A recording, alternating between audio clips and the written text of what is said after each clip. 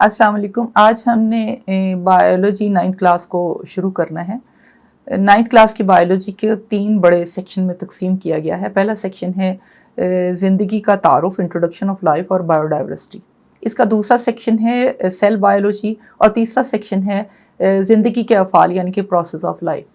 और सबसे पहले हमने आज से इसका पहला सेक्शन का पहला चैप्टर शुरू करना है। पहला सेक्शन ज़िंदगी का तारुफ है और बायोडाइवर्सिटी है। इसमें सबसे पहला चैप्टर है बायोलॉजी का तारुफ। अब बायोलॉजी क्या है? बायोलॉजी दर हकीकत साइंस की एक शाख है। और साइंस क्या है?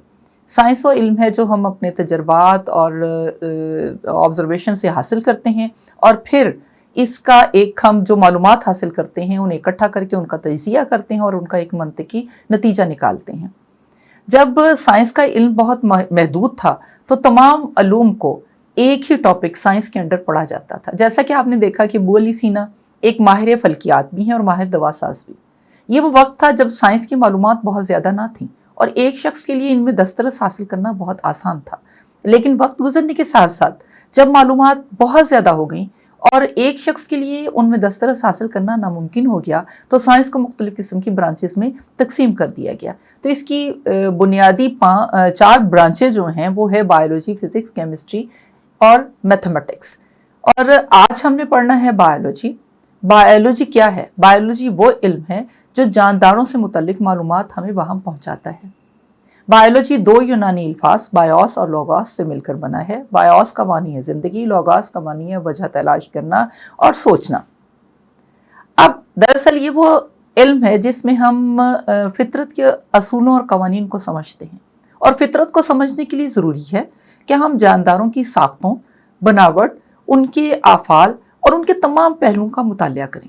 जानदारों के तमाम पहलुओं का मुतालिया करने से या जानदारों के मुतालिक इल्म हासिल करने से ज़राअत और सेहत, इसके साथ साथ हमारे माहौल के मसाइल का ना सिर्फ पता चलता है बल्कि इनका हल भी तलाश किया जा सकता है।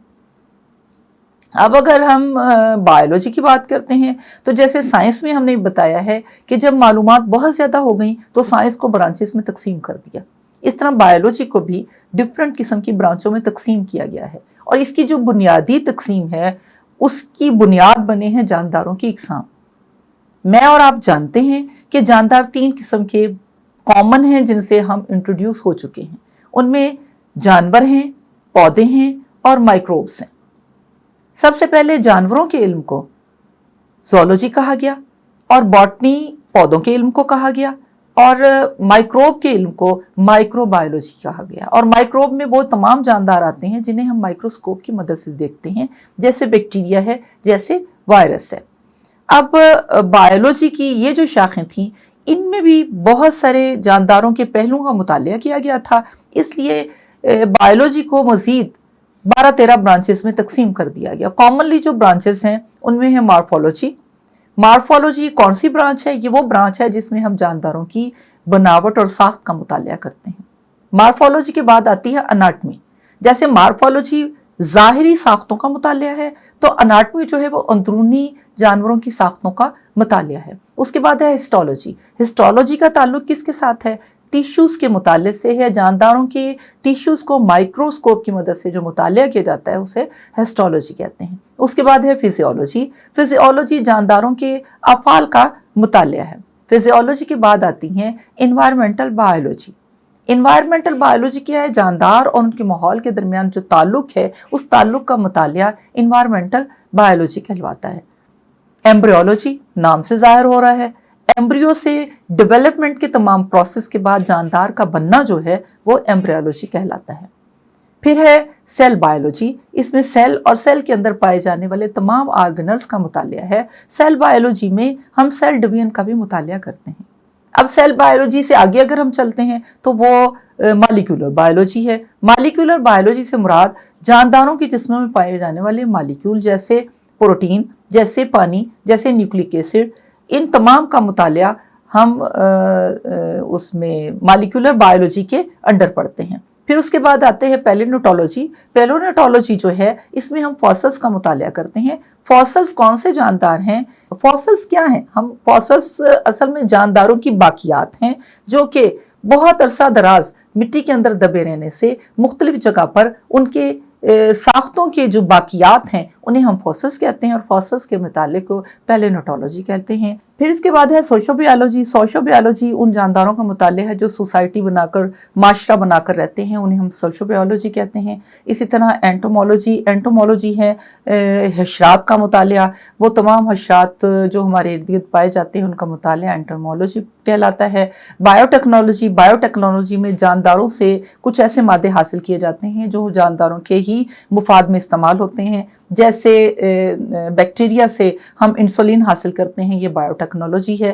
اس کے بعد ہے امیونولوجی۔ امیونولوجی ہمارے امیون سسٹم سے متعلق ہے، مدافعتی نظام جو ہمارے جسم کے اندر قدرتی طور پر موجود ہے اس کو بوسٹ اپ کرنا، اس کی خصوصیات کا پڑھنا جو ہے وہ ہم امیون سسٹم میں پڑھتے ہیں، اور امیون سسٹم کا مطالعہ امیونولوجی کہلاتا ہے۔ اور لاسٹ برانچ ہے اس کی فارماکولوجی۔ اس میں فارماسوٹیکل کے تمام شعبے، یعنی کہ ادویات بنانا اور ادویات کن بیماریوں کے لیے ہیں اور کس طرح استعمال ہوتی ہیں، ان کے سائیڈ ایفیکٹس کیا ہیں، ان تمام کا مطالعہ جو ہے فارماکولوجی کہلاتا ہے۔ نیکسٹ ہم کو پڑھیں کہ تمام سائنسز آپس میں کوریلیٹ ہیں۔ جیسے ہم یہ کہتے ہیں نا تمام جانداروں کی اوریجن ایک ہے، اس طرح تمام سائنسز جو ہیں وہ آپس میں کوریلیٹ ہیں۔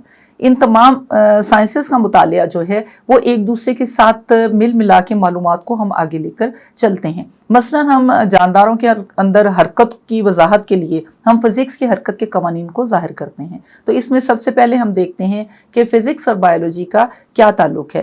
سب سے پہلے پڑھیں گے بائیو فزکس۔ بائیو فزکس وہ برانچ ہے جس میں ہم بائیولوجی میں جانداروں کا مطالعہ کرتے ہوئے ہم جانداروں کی اندر ہونے والے حرکت اور دوسری قسم کے اعمال کو دیکھنے کے لیے ہم فزکس کے قوانین کو استعمال کرتے ہیں، جیسے جانداروں کی ٹانگوں اور بازوں کی حرکت جو ہے، اور فزکس میں لیور کا حرکت کرنا ایک دوسرے کے ساتھ، فزکس میں لیور کا اثر اور جانداروں کی ٹانگوں اور بازوں کی حرکت جو ہے وہ ایک دوسرے سے ملتی جلتی ہے۔ اور بائیو کیمسٹری میں ہم پڑھتے ہیں جانداروں کے اندر ہونے والے جتنے بھی بائیو کیمیکل ریئیکشنز ہیں ان کو پڑھنے کے لیے ہمیں کیمسٹری کی ضرورت ہوتی ہے۔ ہم ریسپائریشن یا فوٹوسینتھسس کے میکانزم کو سمجھنے کے لیے کیمسٹری کے اصولوں کو استعمال کرتے ہیں۔ بائیو میتھمیٹکس، اس کا تعلق میتھمیٹکس کے اعداد و شمار کے طریقوں کو استعمال کرتے ہیں۔ ہم جب بائیولوجی میں ڈاٹا اکٹھا کرتے ہیں، ڈاٹے کو ترتیب دینا، اس کا انالیسس کرنا، اس کا تجزیہ کرنے کے لیے ہم میتھمیٹک کے اعداد و شمار کے اصولوں کو استعمال کرتے ہیں۔ پھر اس کے بعد ہے بائیو جیوگرافی۔ بائیو جیوگرافی سے مراد یہ ہے کہ دنیا کے مختلف جغرافیائی خطوں میں جو ویرائٹی جانداروں کی پائی جاتی ہے ان کا مطالعہ کیا جاتا ہے۔ ہم کسی بھی علاقے کے جانداروں کا اگر ہمیں علم ہو یا اس علاقے کی ماحول کا ہمیں پتہ ہو تو ہم جانداروں کا اندازہ لگا سکتے ہیں۔